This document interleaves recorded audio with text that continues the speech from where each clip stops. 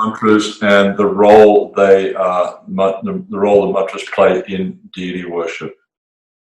So let's get into this now. I think last time we were discussing a bit about bulb offering, some of the details of bulb offering. Actually more kitchen standards. So we talked about the I think 2 weeks previous that we had talked about bulb offering, but last time it was kitchen standards, and also a little bit about the quality of bulb, or the type of bulb, or all that sort of stuff that can be offered to the deities.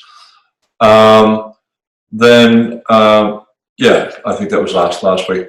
Then today we will look at different types of mantras that we chant in deity worship.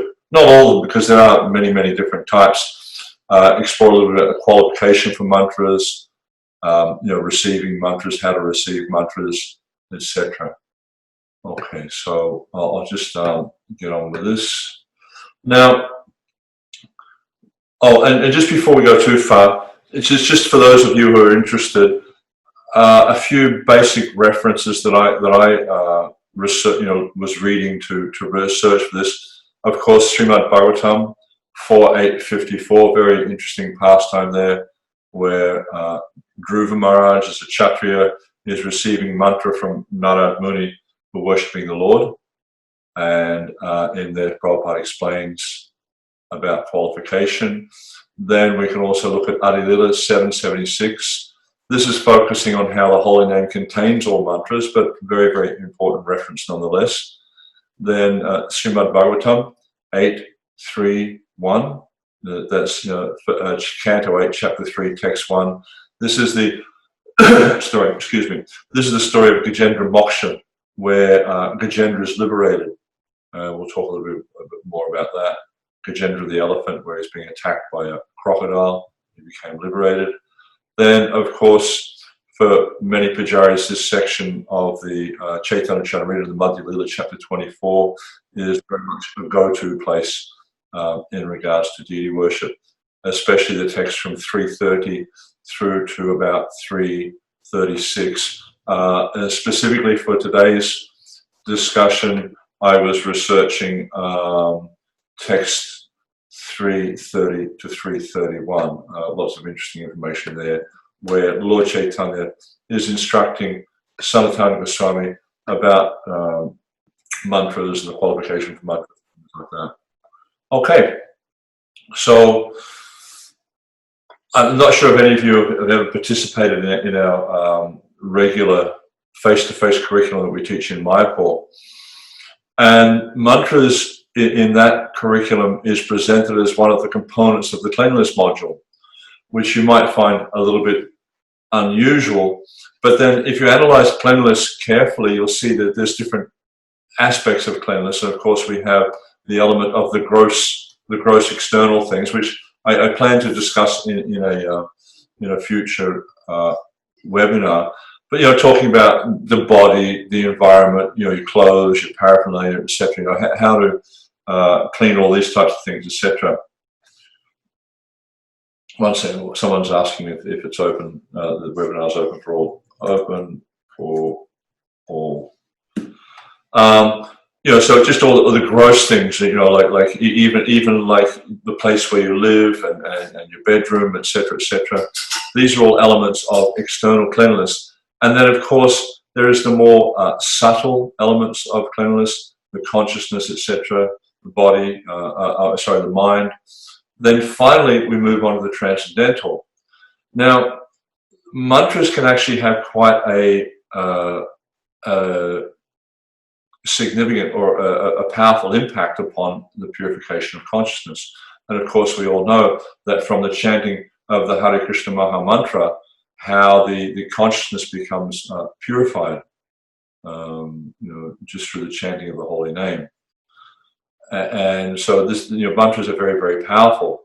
And of course, in deity worship, we employ various mantras for our personal purification.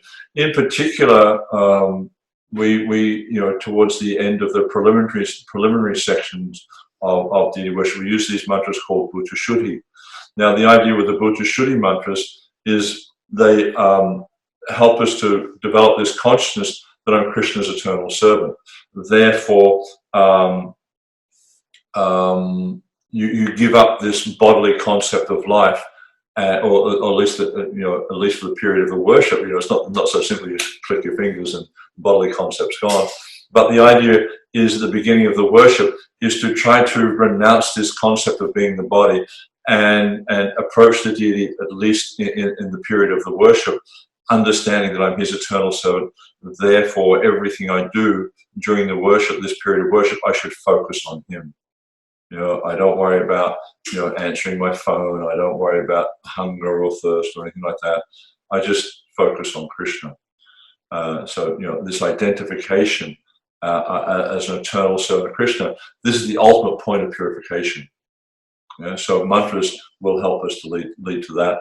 And of course, after that, then there's after we do these prayers, one of the well-known prayers that we use is this Naham Vikrundachara Napivaishnam Shudro, which is Lord Chaitanya stating that I'm not a Brahmin, I'm not a Chakra, I'm not a Vaishya Shudra, I'm none of these things. I'm Krishna's eternal servant. And then from that, it leads to Jnana mantras, meditating on the Dham, meditating upon Krishna or the form of the person you're worshipping, and then from that goes into Manasa Puja, which I was thinking of doing Manasa Puja next week. So we'll just see how that works out. Then there's a lot of different types of mantras employed in deity worship, and we're going to discuss those a bit today. And I'll kind of delve into a few of them, particularly Bij mantras, Mula mantras, and Gayatri mantras. They're all related to each other, and not so much the other ones. Largely just a time consideration. And according to Jiva Goswami, these mantras, they're all what you call namatmaka mantras, which means they have their basis in the holy name of the Lord. Ultimately, the holy name of the Lord is the essence of everything we're doing in Krishna consciousness, and it's the thing that gives us the qualification to do anything in Krishna consciousness. And of course, for those of you who are at home and you find all these different mantras difficult, or the various pranam mantras for the gurus when you're offering bhoga and things like that, I generally encourage devotees, look, just put the bhoga in front of the deity and chant Hare Krishna for a few times through the Maha Mantra. This will suffice, because ultimately all these mantras are contained in the holy name and they come from the holy name.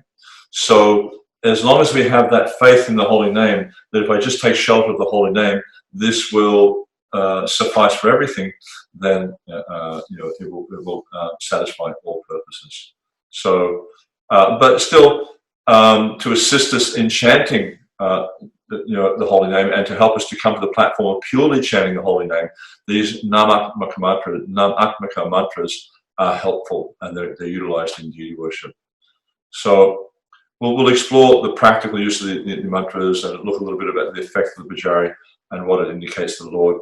And we'll go through some of the mantras. I won't be actually, giving you any specific mantras as such, but we'll just talk more about their effect and etc. Okay. Now, as I mentioned previously, if there's any topics you're interested to learn about, I do get regular comments, and this is what sort of inspires me to do different sessions. But just things you'd like to learn about, learn more about, just post them on Facebook or Zoom or whatever platform you're using, and that will be helpful for me. Enable me to serve you better. Then, okay, so let's go back to our slide here. What is a mantra? I just want to explore a few quick points about mantras before I actually delve into the mantras themselves. So, etymology, it means basically what does the word mean?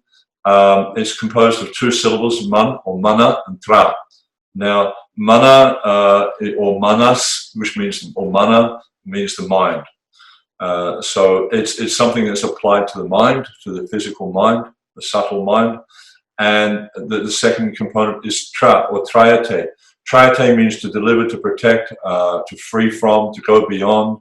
There's all different types of connotations of trayate. And even if we look at the word tra, it's the beginning of the word transcendental. So the purpose of a mantra, especially in Gaudiya Vaishnavism, of course, you see with different, karma kandya type of persons, they will use mantras to achieve material benefits and things like that. But this is not a Vaishnava's mood. A Vaishnava is interested in going beyond this material creation and establishing himself as an eternal servant of Krishna. So that's the root. It basically means to free the mind from material attachment and to take shelter of the lotus feet of Krishna. This is the purpose of the mantras, and this is how it helps us. All right, so then sometimes you'll hear the story of, well, it's the Yuga Dharma, so why do we chant all these other mantras? I'll share an experience I had when I was a young devotee. I was mixing up tilak in my hand to apply tilak, and there's a mantra that some devotees chant. There's Lalate Keshavam Jayam Naram. I thought about that. This mantra. Basically, it's just saying, the mantra is saying that while we apply tilak, we should meditate upon all these different forms of the Lord. So I was doing that, and then this devotee walks past. He says, "Oh, you're a smarter." He's just accusing me of being a smarter, and he said that actually you should just chant Hare Krishna. And in one sense, he was correct, at least in the sense of chanting Hare Krishna. I'm certainly not a smarter because I'm not that learned in the scriptures nor the rituals. But of course, as I was saying before, the Hare Krishna Maha Mantra suffices for all purposes. But nonetheless, by chanting these different mantras, they can help us to fix the mind. Now, a really wonderful story, and this comes from the Srimad Bhagavatam, the 8th canto, chapter 3, text 1, or specifically, it is chapter 3 and a few chapters before and after that. But this is the pastime where King Indrajumna had become an elephant due to a curse, and then in his next life, as an elephant, he was bathing in a pond or a lake of water, and he was captured by the leg by a crocodile, and this crocodile was dragging him into the water because the crocodile was in his element. He was in the water, therefore he was actually stronger. And what happened is Gajendra realized he was fighting a losing battle here, and he remembered a prayer from his past life. I don't remember what the prayer was, but it's described there. But he remembered this prayer from his last life, and he snatched up a lotus flower and he held it above his head, and he started to pray to the Lord with this prayer. And Srila Prabhupada makes a really interesting point in the purport. Now, of course, we see Srila Prabhupada primarily has advocated we should chant the holy name and have full faith in the holy name, and he himself has demonstrated that full faith in the holy name.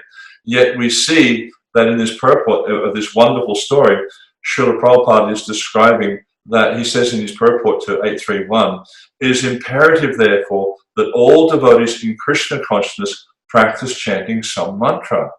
And he's not saying the Hare Krishna mantra, he's saying other mantras. And then he says, certainly one should chant the Hare Krishna mantra, which is the Maha Mantra, or great mantra, and also one should practice chanting Chintamani Prakara Sadmashu, or the Nrsimha Stotra, Ito Nrsimho Parato Nrsimho, Yato Yato Yamitato Nrsimha. Every devotee should practice in order to chant some mantra perfectly, so that even though he may be imperfect in spiritual consciousness in this life, in his next life, he will not forget Krishna consciousness, even if he becomes an animal. So Srila Prabhupada is making that point very, very clearly there in that purport, that yes, the Hare Krishna Maha Mantra is essential. Also practice these other mantras, because the idea is to try to fill our consciousness up with the thoughts and activities of Krishna, etc. Now, another point that is important there is the language of the mantra. Sometimes devotees will say, or people, they might say that, well, if you don't chant the Sanskrit, you're not going to get the benefit of the mantra. But actually, this might not necessarily be entirely correct, because, one way I look at it is that, Krishna can understand all different languages. So, if if for you find it difficult, and let's face it, many of us were not born chanting these mantras or speaking these languages. We don't, you know, we weren't born into families. I mean, I'm sure that there are some who are listening who have been brought up with this, but most of us, I mean, I was born in Australia, and, you know, personally, I struggle with English, let alone Sanskrit. So the idea of chanting mantras for some people is quite challenging. And, you know, if you look at the real essence of what deity worship is about, what we're trying to achieve there is to always remember Krishna and to never forget him. So if that means, you know, remembering Krishna means that I chant the translation in my native tongue, then that's going to be far more effective in remembering Krishna than chanting a Sanskrit mantra. And in Mayapur, when we do this, we do an exercise to substantiate this point. And I was contemplating actually trying to do it with you, but I just couldn't figure out how to do it.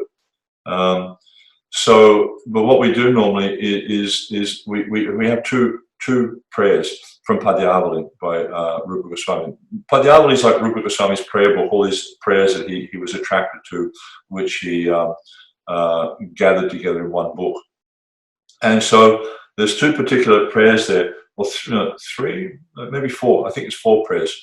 And in those prayers, Rupa Goswami has called it a Krishna Dhyan. Dhyan means to remember the form. You know, so it's describing the beautiful form of Krishna, how he's got a peacock feather, how he's got beautiful eyes and flowing hair, and there's you know, a peacock feather and pearls, and his strings of pearls in his hair, and a very, very beautiful description. If anyone's interested, I'll happily send this description out to you, and even I could send out the mantras of Dravida chanting it. But the idea is, what we do is we play the Sanskrit first. You know, we ask devotees to, you know, just close your eyes and just you know, just focus on this and try to meditate. You know, what picture or image does this conjure up in your mind?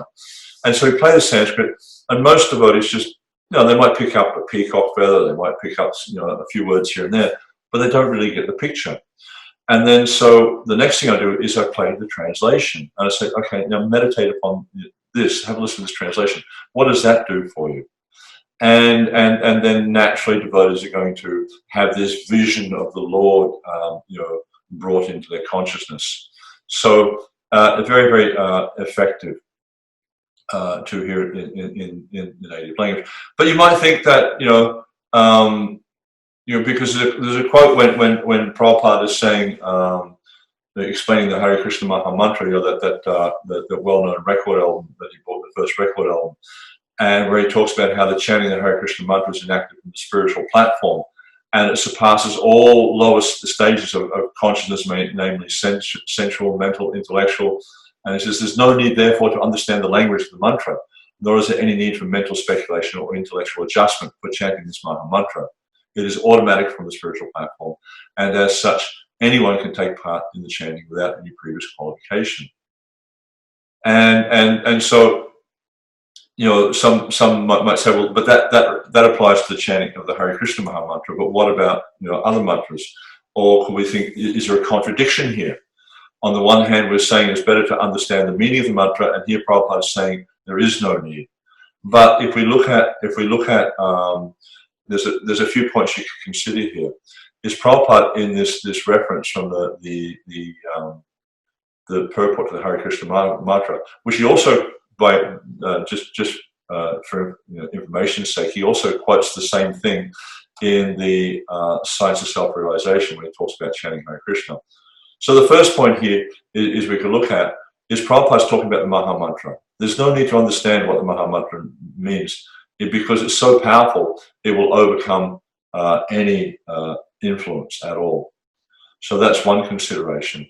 But the mantras we're chanting here are a little bit different. They're not different than the Maha Mantra in the sense that they're, as I was saying before, they're namatmika, but they come from the Maha Mantra, but they are a little bit different in terms of their function. And that's the second point, is the purpose or the function of the mantra is different. The mantras we're using in deity worship, particularly dhyan mantras, are for the purpose of remembering the form of the Lord and his associates or his abode and his transcendental activities. So the idea is just like when you sit down to do the worship in the beginning, you'll chant a Dhyan mantra. So the first thing is you'll chant a Dhyan mantra for the Dham, or the place where the Lord's being worshipped. And then you chant a Dhyan mantra for the form of the Lord in that place. So the idea is to try to lock that form of the Lord in your mind. And anyone who's read the Nectar of Devotion will remember that in chapter 10, there is a beautiful pastime of a Brahmana in a place called Prastinapur. And on the bank of the Godavari, the Prastinapur is situated on the bank of the Godavari, he would sit down and practice Manasa Puja. But the first part of his Manasa Puja would be to fix the Dham and the form of the Lord in his mind. So you see, if you don't understand the mantra, how will you do that? It is, if you have the capacity to understand the Sanskrit, if you like to learn what the Sanskrit means, wonderful. That way you're going to get the benefit of understanding Sanskrit, and you'll be able to chant the mantras with great enthusiasm. But another point that's really interesting is, Prabhupada told the pujaris in Mayapur that they could just chant the mantras in English. So we see that there's definitely benefit in learning the Sanskrit, but if it's too difficult, the main thing is to learn the translation. And the language doesn't matter. Krishna, he's clever. He understands all languages. He can even speak to the animals. He knows the language of the animals. So don't be so worried that he won't understand whatever your native tongue is. Now, receiving mantras, another important point. Two last points here: receiving mantras and qualification. It's really important how you receive the mantra. There's one mantra in the Padma Purana which says Sampradaya Vihineye Mantraste Nishpalamataha. And for my friend Madhu Mangal, I'll give the translation because not being a Sanskrit speaker. Essentially what's saying there, it says Sampradaya Vihineye, that if you don't receive a mantra in a bona fide Sampradaya, Mantraste Nishpala. So mantraste, te means they or that, that mantra, nishpala. Pala means fruit, nishpala means no fruit. Yeah? So if you don't receive your mantra in a bona fide sampradaya, then there's no fruit to the mantra. Yeah? So it doesn't matter, you can go to Gopinath Bazaar, for instance, in Vrindavan, and you can buy tapes there of a famous Indian Vaishnavi who's chanting all these different prayers, Gayatri mantras and things like that. But there's no benefit. You can chant the Gayatri mantra, but unless you receive it from a bona fide spiritual master coming in a bona fide disciplic succession, there's no benefit to the mantra. So very, very important point there is one has to receive from the proper place. And because these mantras that are given by the spiritual master are being revealed through the scriptures, they're considered non-different from the deity. We see in the Hari Bhakti Vilasa there's a discussion from Sanatana Goswami about the Gopal mantra, which is the sixth of the mantras that devotee will receive at the time of Pancharatrik Gayatri initiation. And this Gopal mantra is considered very, very powerful mantra, but also considered to be directly the Lord. So by chanting those mantras, especially if one has the proper attention, concentration, and appropriate purity, then one's understood to be directly associating with the Lord.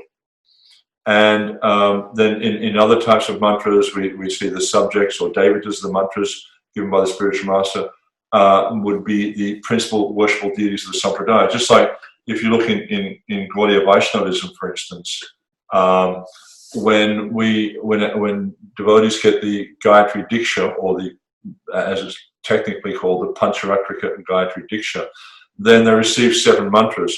The first one is a Vedic mantra. Now, my understanding was this was done by Bhaktisiddhanta Saraswati Thakur specifically for the purpose of showing that a Vaishnava is also a Brahmana. Technically or strictly speaking, we don't really need to chant that mantra. We could just chant the other Gayatris, or the other 6 mantras. But Bhaktisiddhanta Saraswati Thakur did that for a specific purpose. Then the next 2 mantras what are called the Gora Mula and the Gora Gayatri. So they're associated with Lord Chaitanya, who is the founder of our Sampradaya. Then oh, sorry, wrong, I made a mistake there. The first two mantras are the Guru Mula and the Guru Gayatri. So the Guru Mula and the Guru Gayatri, obviously, our approach to the Lord is through the Guru. So we need those mantras to approach the Guru. Then the second two mantras you're given, as I mentioned, are the Gora Mula and the Gora Gayatri. He's the founder of the Sampradaya. Then the last two mantras are the Gopal mantra and the Kama Gayatri, which are related to Krishna. So it's establishing our worshipful deities. It's Lord Chaitanya, who's the founder of our Sampradaya, but also he's Krishna himself. And then also you'll see the mantras for worshiping Krishna are also there. So very interesting discussion, really. Then the last point here, just before I move on to the next slide, is about qualification. Now, to chant, or qualification to chant mantras, some will, and there's a purport in the Srimad Bhagavatam 4.854, which, as I mentioned, was Dhruva Maharaj,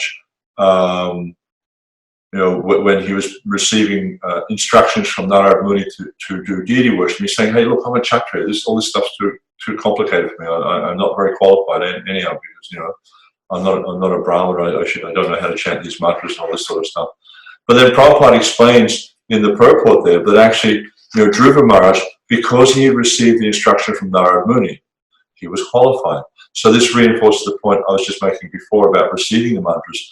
If you receive from a bona fide spiritual master, it doesn't matter what your birth is, what you got for a sampradaya or anything like that. It has no bearing really on the matter.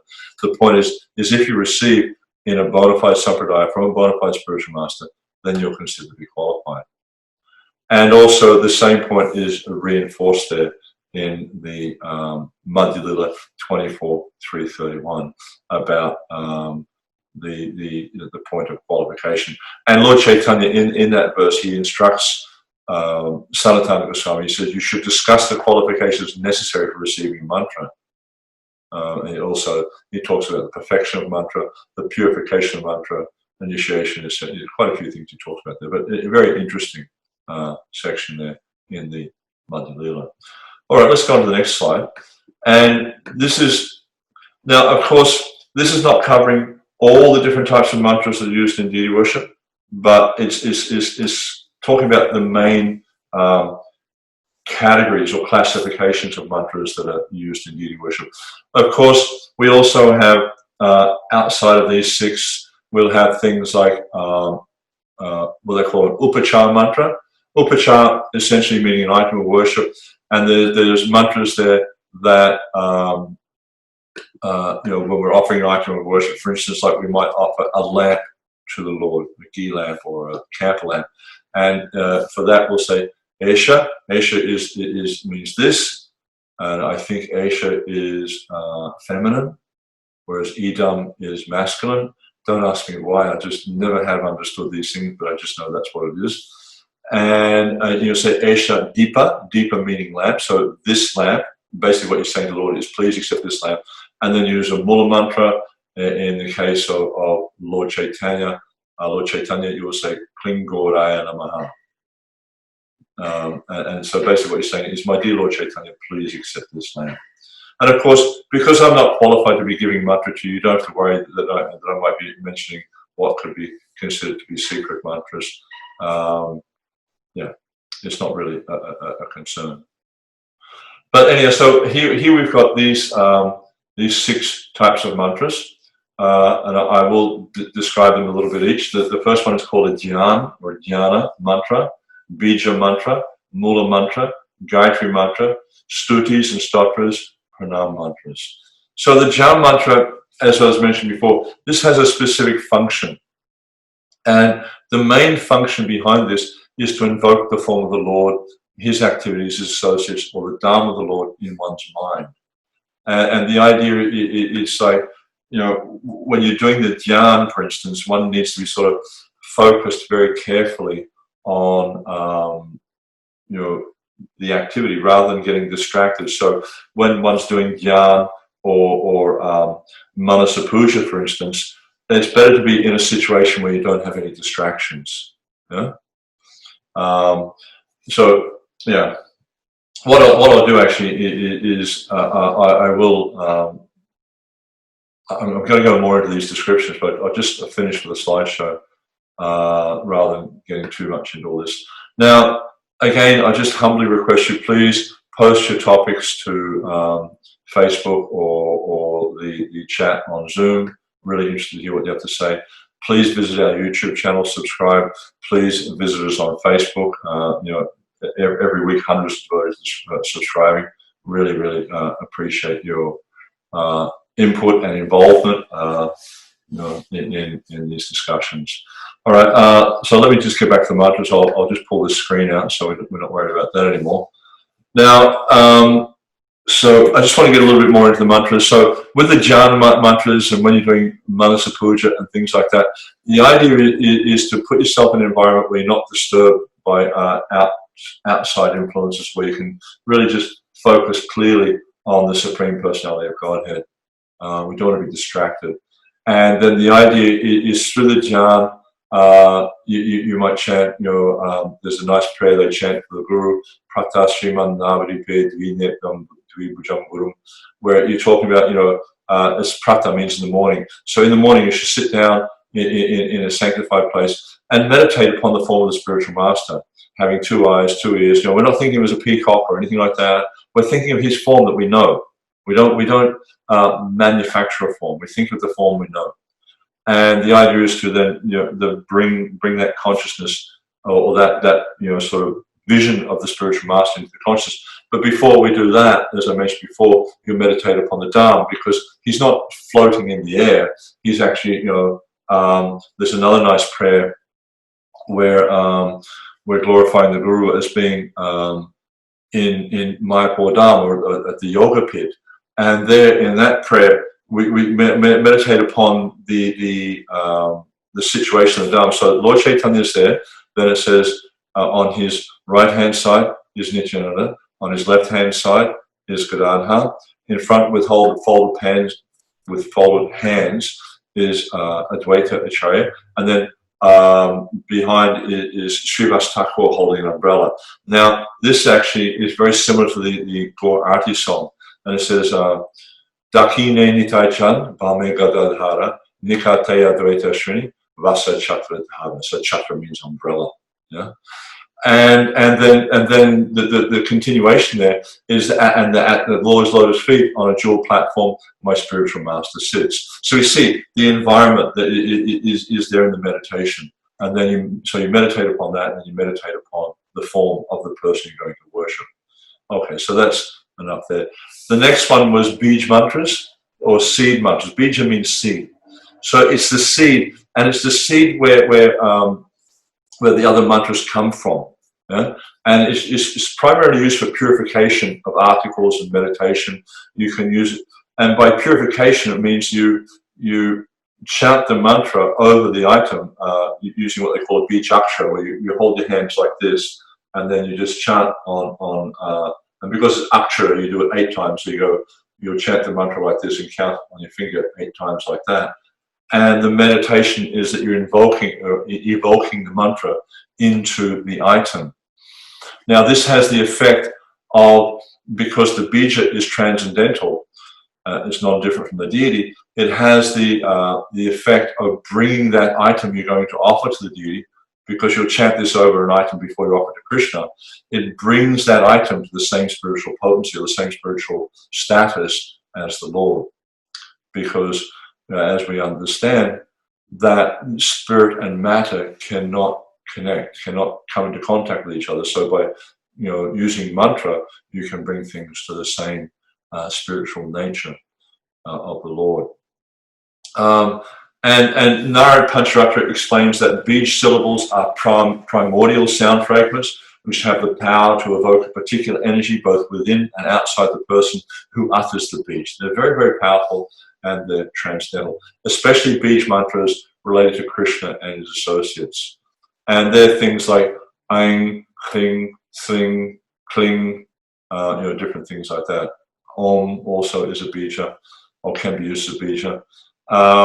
And the sounds of the Sanskrit alphabet are a reflection of the spiritual counterpart, which is vibrated by the Maya-bound living entities. So by vibrating these various bijas, then one actually comes into contact with the spiritual reality, and it actually awakens within us, over time, spiritual consciousness.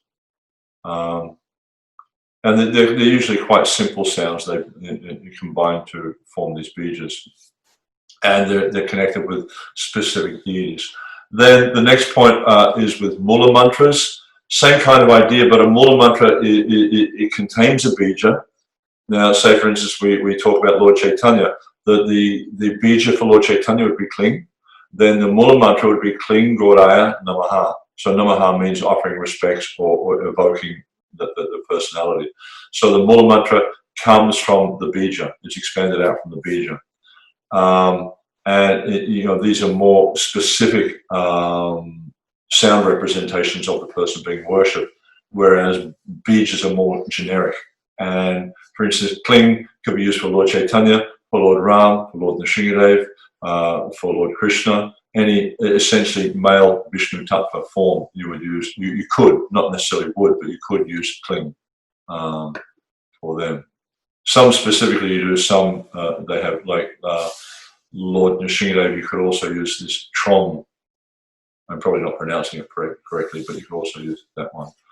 But the mula mantras are also, they're used to purify articles, and specifically when you're doing a bulb offering, for instance, you might chant the mula over the bulga, and that's invoking the Lord into that item. Now, the next point I wanted to just touch on, not too deeply, because I'm also thinking to make this a webinar on its own, and actually one of our team members just put together a book on Gayatri Mantra, a course on Gayatri Mantra, and it's a big book. It's like I think it's about 360 pages of information about Gayatri, which is gathered from all different areas. And so I was thinking of just doing a quick webinar on that, and later on we'll probably turn it into a 10 or 12 part course, which we'll hopefully eventually put online.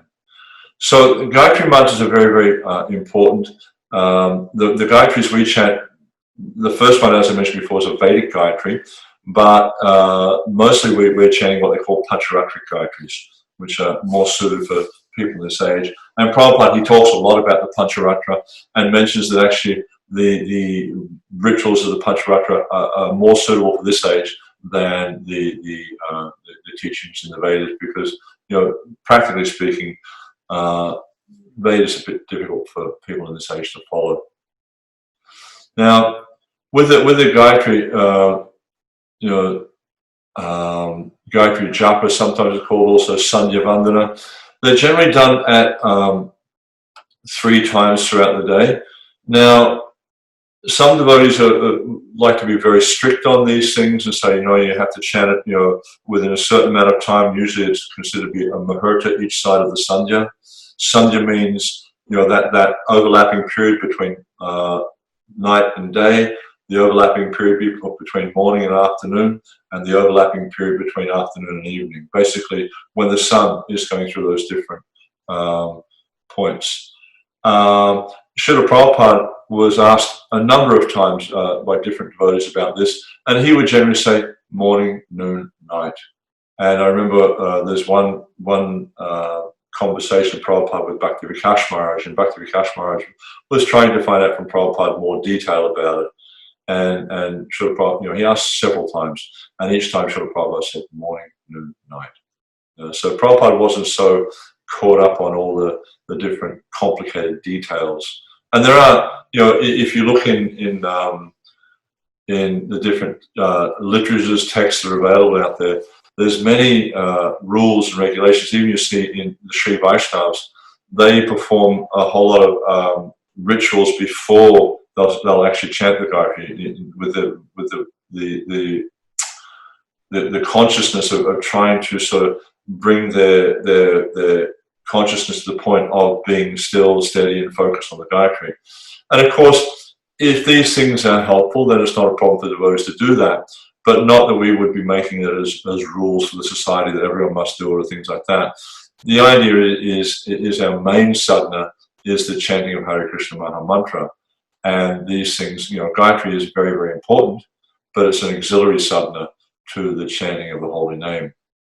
Now, the Gayatri is used in the Pancharatrika worship. There are 3 stages of meditation, basically Sambandha, Abhidheya, and Prayojana, which means the relationship, the process, and the goal or the result, which obviously is praying. And it impels the devotee. This word prachodaya, when we chant the Gayatri mantra, each Gayatri mantra has a particular structure, and part of that structure, the word prachodaya, is also part of it, which impels or enthuses the devotee spontaneously to serve the Lord. So, and when you're doing deity worship, then at the end or the concluding part of the worship, which is the stuti section, we mentioned before about the different types of mantras. Stutis generally are prayers that are chanted at the end of the worship, glorifying the Lord. So when we're doing stutis, we can also chant the deity's Gayatri at the end of the worship.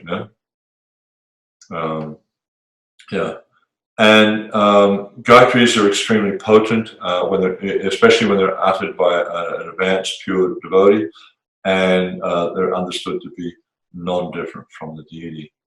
And Prabhupada, in a letter, he makes the point, he says, not only Gayatri mantra, but all mantras cleanse one from sinful reactions, but we should not chant these mantras and then commit sin again. So the Prabhupada is saying that if we chant purely, then these mantras will have very, very powerful effect.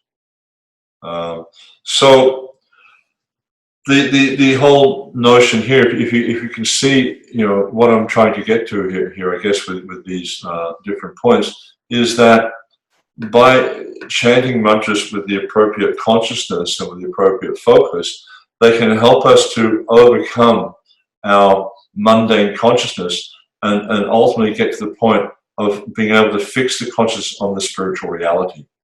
So, it's just like we're talking about the Jan mantras. These Jan mantras, they're not describing something ordinary or mundane. They're actually describing the spiritual realm and different persons in the spiritual world, such as Krishna, Radha, Lord Nrsimha, Lord Nityananda, Lord Chaitanya, the spiritual master, all their different associates. So by taking to this practice with great enthusiasm, care, etc., then it will bring the desired result, which means we become, as I was mentioning at the start, the whole purpose of deity worship, indeed the whole purpose of devotional service, is to always remember Krishna and never forget him.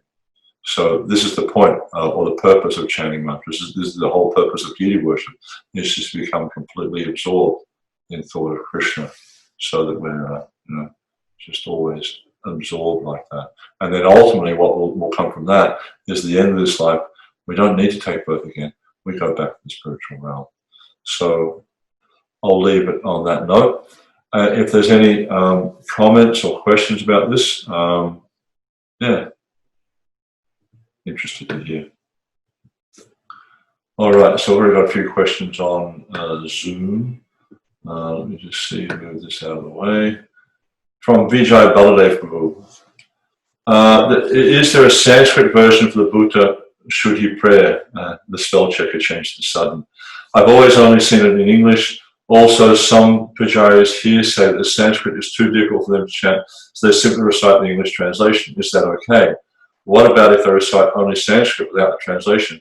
And what if they recite the Sanskrit but wrongly pronounced? Thank you. So there are a few prayers, there are actually a number of different prayers you can chant for Bhuta Shuddhi. Of course, there is that English prayer, I am by nature the eternal servant of Krishna, but due to my misfortune, I've been inimical to him since time immemorial, etc. I've only ever seen that in English, and I'm not really sure of where that prayer was taken from.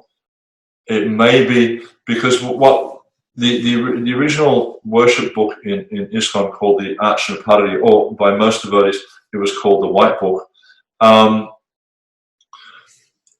It was taken from a Gaudiya Mat Paradi, and actually from the Keshavaji Gaudiya Mat in Mathura. Now, whether that that book contains those prayers or the original translation of them, I don't know. But yeah, I've only ever seen it as an English prayer. And I did mention during the discussion that, you know, if pujaris struggle with Sanskrit, you know, for many of us it's not our native tongue, you know. So the whole idea is not to get caught up in all this stuff, and you'll actually find sometimes with different devotees that if they're forced to chant these Sanskrit mantras, it may have the result or the effect of you know, making deity worship not such an attractive option for them, and, you know, discourage them from doing deity worship. So the idea is that you know, to try to encourage devotees to be involved in deity worship, to inspire them to do deity worship. Not that they should be you know, concerned about, you know, all these difficult mantras or all these complicated rituals. We're not trying to make it complicated or difficult. We're actually trying to make it attractive for people. So yeah, and that's why Prabhupada did tell the pujaris in Mayapur that they could chant the prayers in English if they wanted to. Okay, so also Rajpalasini has put up the second verse from the third chapter of the 8th canto, where it describes the king of elements, Gajendra, said, I offer my respectful obeisance, the prayer that he offered. I offer my respectful obeisance unto the Supreme Person of Vasudev. Because of him, this material body acts due to the presence of spirit, and he is therefore the root cause of everyone. He is worshipable for such exalted persons as Brahma and Shiva, and he has entered the heart of every living being. Let me meditate upon him. So this is Gajendra's prayer. Okay, so let's see. Krishna Kumarkavu. What about recitation of Srimad Bhagavatam or Bhagavad Gita prayers by different devotees from? Can we chant them as offering upacharas or worshiping the Lord? You could, you know, if you wanted to, you could recite various prayers to the Lord after the worship's finished.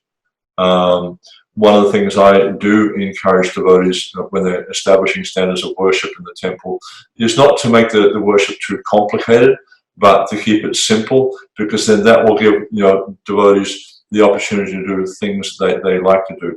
Some devotees, for instance, might like to do extra ornamentation for the deities, you know, more jewelry or paint designs on their faces, things like that. Some devotees might want to do more elaborate dressing. So leave the scope for devotees to do these different types of things. Don't make it too complicated. But if you wanted to chant prayers, extra prayers, I would encourage you to do that after the worship has been finished, not during the worship. So just follow the regular ritual. Then when the worship's finished, then do these extra things. That way that the pujaris, the head pujari, etc., will feel quite you know, satisfied that, you know, things are going to go beyond time. The darshan is going to be on time. Okay. Then another question from Krishna Kamapamu. Among Bija, Mula, Gayatri, which is most important? I don't know that you can actually rate them like that. They're all important because they're all transcendental. You know, everything transcendental is of the same spiritual nature. So, you know, in material world, we can say some things are more important than less important, but in the spiritual realm, when things are transcendental, it's all very important. But the second point, say if one wants to chant a mantra on beach for a certain number of times, like extra rounds, which mantra should one chant? Oh, this is a really interesting point. Devi Shakti Mataji from Vrindavan asked Prabhupada this question through Prajumna. Prajumna asked for her. And she asked Prabhupada because she just received Gayatri, and she wanted to know if she could chant extra Gayatris throughout the day, because she was, you know, pretty enthusiastic, just received Gayatri. And Srila Prabhupada's response was very clear, that why chant extra Gayatri? If you have time, chant Hare Krishna. this is the means of deliverance in this age. So we use these different mantras for a specific purpose. And Bhanu Swami, he quotes from Jiva Goswami, and he makes it very clear. Jiva Goswami makes it very clear. The only purpose of receiving Gayatri mantras is to do deity worship. So if you're not going to do deity worship, really, there is no need to get Brahman Diksha.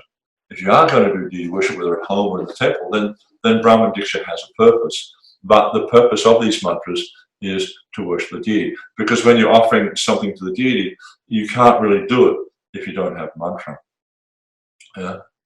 Especially in temple worship. Home worship a little bit simpler. Not necessary to use so many mantras, but in the temple, it's required to have Brahman Diksha and the different mantras. Now, what else have we got over here? Another point from Brajvalasini.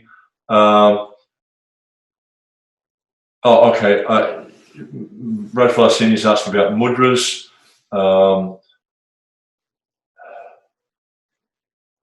Yeah, Prabhupada never really encouraged mudras at all. I mean, there are different mudras you can use for purification. Some devotees are attracted to using mudras, but then you need to understand that mudras is something that's more an Aishvarya kind of thing. So if your goal is ultimately Vrindavan or Gokul, then you might want to not worry so much about mudras. There's a comment, I believe it's from Jiva Goswami, where he mentions that there's Dwaka Dhyanam, Rukmini Puja, mudras, things like this. They're not conducive to Braj Bhakti. So in the beginning stages when we're doing deity worship, you may find mudras, etc., are helpful. To help you, conceive of things being more purified, or to be able to focus more on the Lord, etc., like that. But ultimately, they're not conducive to the ultimate goal. So I personally, I know how to do mudras. I generally only use them for festivals. I generally don't use them in my regular worship.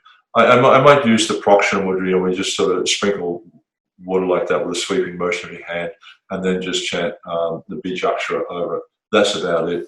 And also Ankusha, I use this one as well, just for making Samanya Argya or Ganges water. But all the other purification mudras, the Kalini and the Denu and all that, I don't use them so much. You can also, there are 5 mudras called the Krishna mudras. These ones are, Krishna likes these mudras, so you can use those ones. There's one called the I can't remember the name of them. It might be Shankar mudra. It's shaped like this, and that represents a conch. Then there's one which is called the Vanam. I don't remember the name, but this one represents a garland. There's also the flute and things like that. Krishna likes these ones, so you can learn those ones if you like, and show them to the Lord when you finish the worship, especially if you're worshipping Krishna. He finds them pleasing. Some mudras limited to male brahmanas. I'm not aware of any such restriction. Because I find comments like that a bit unusual. Because if you look at the worship, when we start the worship, when we're praying, I'm not this body, I'm your eternal servant. And then we turn around and say, I am this body, therefore I don't chant the mudras. Of course, we need, don't sort of hold the mudras or whatever. Of course, we need to be practical in terms of, the limitations of the different living entities. Therefore, we wouldn't encourage men and women to be on the altar together, like alone. That doesn't really sound sensible, does it? If there's one man and one woman on the altar at the same time, they're not married to each other, that can create problems just because of the nature, as Prabhupada calls it, fire and butter. If you put butter next to the fire, guess what happens? The butter melts. So we need to be mindful of our personal limitations. But you know, the whole notion of saying someone can't do a particular aspect of service because of the body they're in, it just doesn't make sense to me at all, because at the start of the worship we're saying I'm not the body, and then later on the worship we're saying that you are the body. I mean, you know, let's get it right. No, it's you can do mudras and stuff like that, you know. And those who bring in these distinctions, then, you know, I don't know. I can't really say anything. One time there was there's quite a few funny stories of Prabhupada with these sort of things. One time, what was it? It's Harikesh was in France, and he went down to cook for Prabhupada. There was a whole lot of young ladies in the kitchen, and Harikesh was feeling a bit disturbed by that, and he went up and complained to Srila Prabhupada. And he's saying, Prabhupada, there's all these young ladies in the kitchen, they're doing this, they're doing that, it's disturbing my mind. And he said, I'm not going to cook. And then Prabhupada just looked back at him and said, I'm not going to eat. You know? So he kind of, you know, just sort of indicating to him it's like, you know, a bit silly. And another time, there was, you know, because there was a bit of a time in ISKCON where you know, devotees were kind of resisting, you know. I mean, anyway, devotees sometimes read things and get the wrong ideas, or don't realize that, you know, the nature of Krishna consciousness is transcendental. So they tried to implement in ISKCON this whole situation where you know, all the women should be moved out of ISKCON and live outside the temples, whatever, and the temple should be only brahmacharis and sannyasis. And of course, Prabhupada wasn't very happy about that at all. He was actually very, very upset. And at one point, he said that all the brahmacharis should go live in the forest if they're disturbed by women being around, because, you know, because what's happening is they're blaming the other party for their own shortcomings. We need to take responsibility for our own shortcomings and deal with it. You know, just because, you know, I may be agitated, but is that the other person's fault, or is that my fault? It's my fault because I'm allowing that to affect me. We need to, you know, conquer the mind and senses.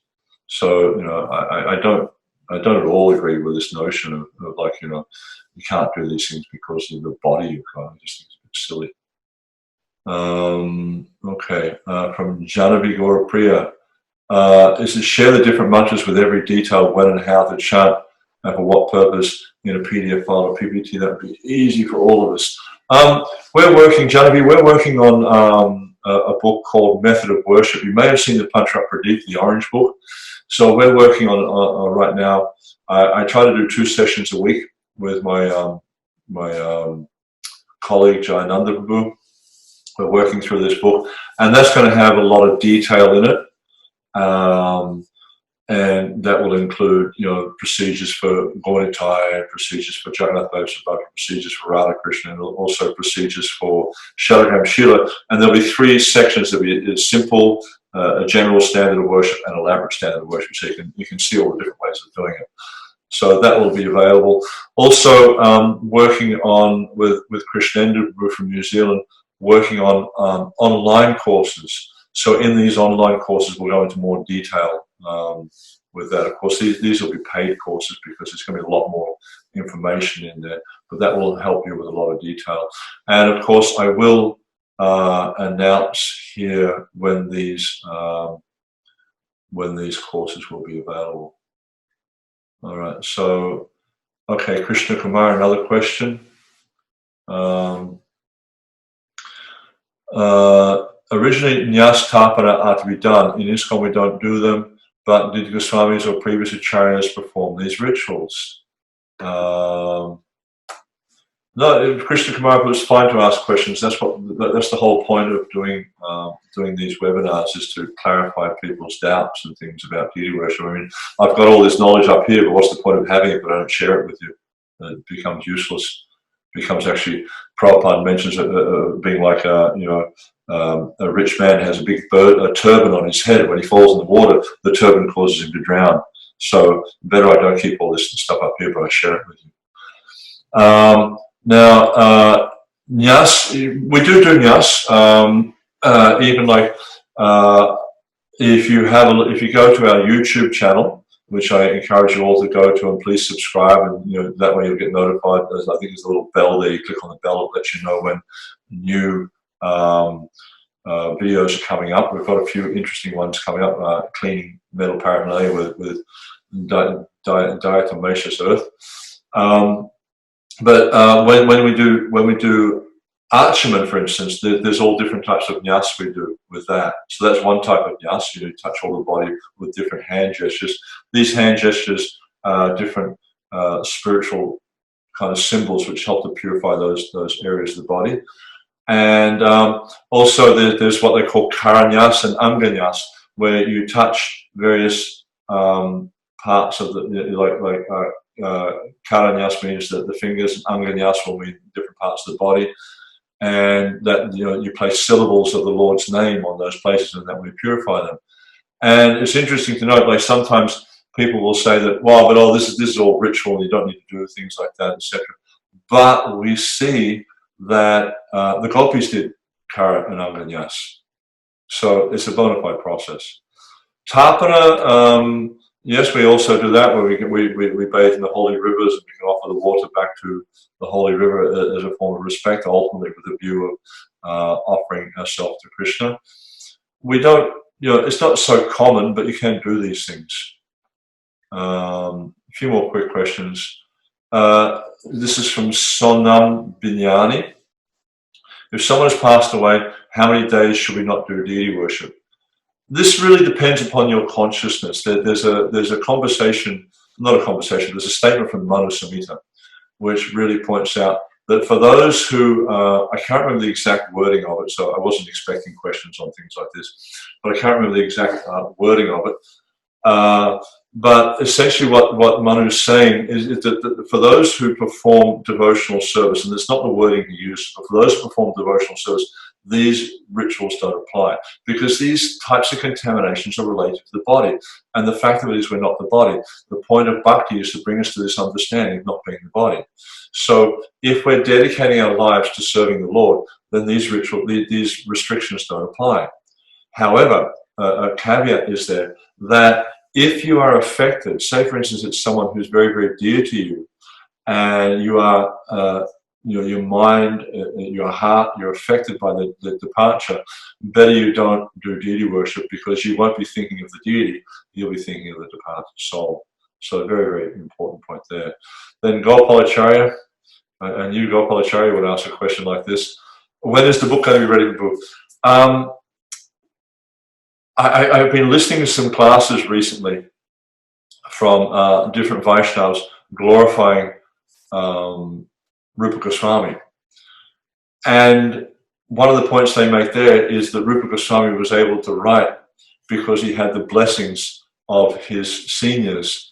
So I figure that the only way I'm going to be successful in getting this book together is when I get all of your blessings. So please, my humble request is you please shower your blessings upon me so I can actually get this service done.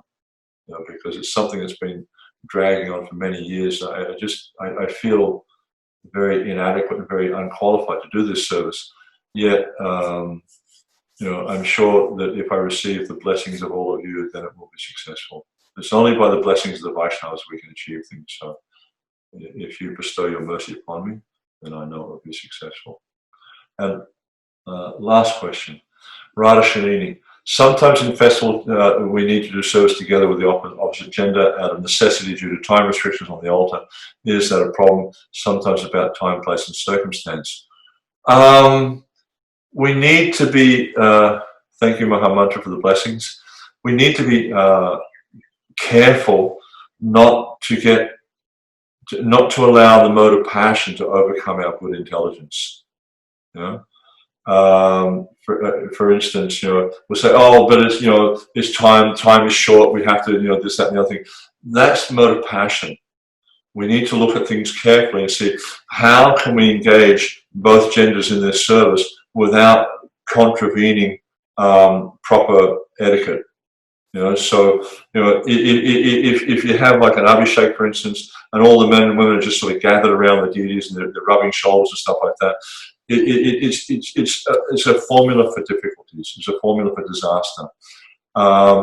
And also, I feel like, you know, and this is one thing that I've learned from my good wife a lot, is about how to respect and appreciate the woman's or the Vaishnavi's needs as well. So, you know, we want to give, for instance, Abhishek, we want to give everyone the opportunity, you know, men and women, to bathe the deities.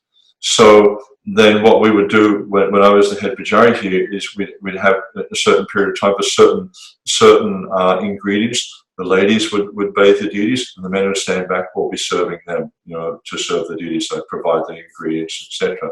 And then we'd rotate, and the men would bathe, and the ladies would do the other service.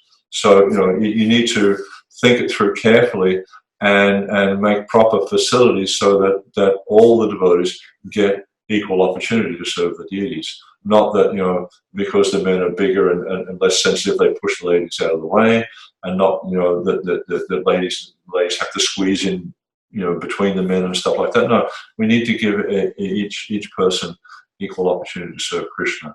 Yeah. Okay, thank you all very much for participating. It's always a great pleasure for me to be able to share the little knowledge I have of deity worship with you all, and looking forward to your wonderful association again next Saturday. Thank you very much. Prabhupada Ki Jai.